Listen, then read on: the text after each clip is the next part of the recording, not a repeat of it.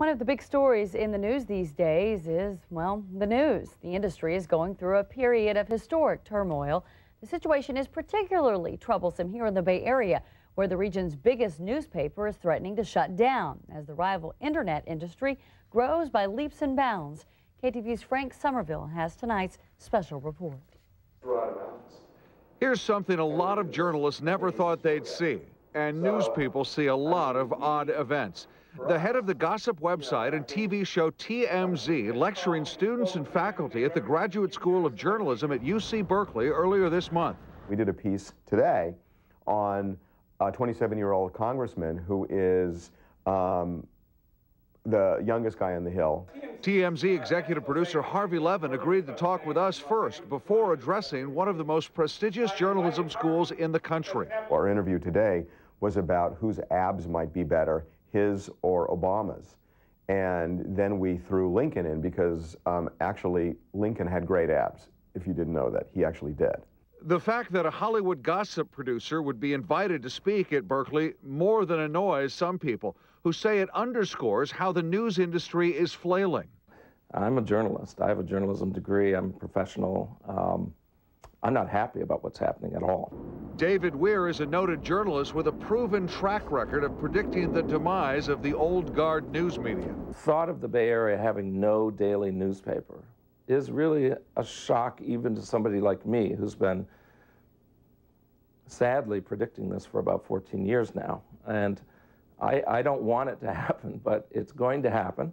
The bad economy and a sharp drop in advertising is accelerating the decline that the internet started and pushing the traditional news business even closer to the brink. Earlier this month, the New York-based Hearst Corporation, which owns the San Francisco Chronicle, told Chronicle employees the 144-year-old paper might have to be shut down. And it's hardly just the Chronicle. The Seattle Post-Intelligencer, also owned by Hearst, has laid off 148 people and gone entirely online. And there are only a handful of radio news stations left in the country, and with the exception of NPR, their audiences are shrinking. There is a long-term structural problem with TV, too. And naturally, we can't ignore television news. It makes its money through advertising. It charges a lot for that advertising, but people, not only with TiVo and other ways to bypass the advertising, there's real competition of TV on the internet. Weir may be the opposite of TMZ's Levin, but they agree on what's decimating the old news industry, the people in the news business themselves. They really quite arrogantly waited too long, thinking somehow they were just going to, by magic, survive a historical shift of biblical proportions. There is a very standard way that people tell stories, and it is becoming, fungible. That it doesn't matter what channel you're looking at, it's kind of the same thing. And that's where you lose the advantage, and that's where you lose the people. We've got to let the old die and burn out. We've got to get rid of the Chronicle and these institutions because they're no longer sustainable. The people who figure out the new way of delivering it are the people who are going to be big successes in this business.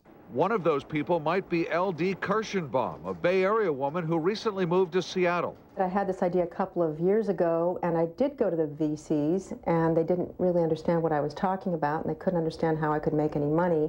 Her idea, launched just a few weeks ago, is called NewsPlink. It's designed specifically for handheld devices like iPhones and Blackberries.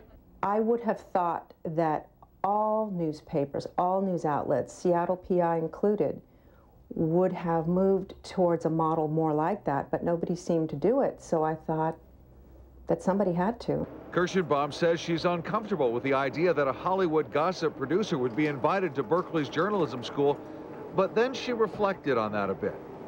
If Britney Spears helps people come to the news table, then maybe we should invite her.